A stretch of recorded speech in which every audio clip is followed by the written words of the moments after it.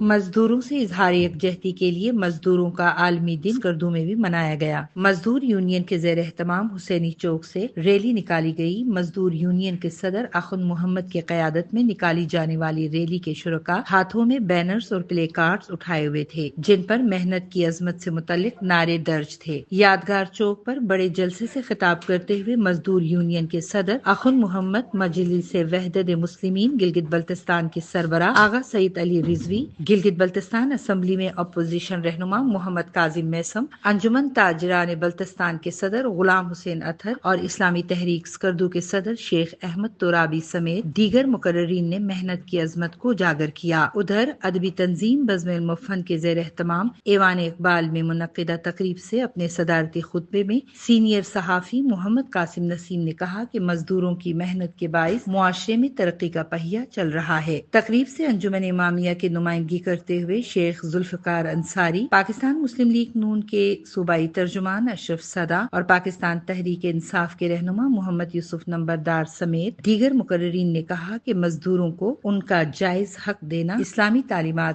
کا بھی تقاضا ہے۔ انہوں نے مزدوروں کے حقوق کے لیے قربانی دینے والے مزدور رہنماؤں کو خراج عقیدت پیش کیا اور اس موقع پر شعراء نے مزدوروں کو مضموم خراج عقیدت پیش کیا۔ کوثر پروین، سیاچن ٹائمز، اسکردو۔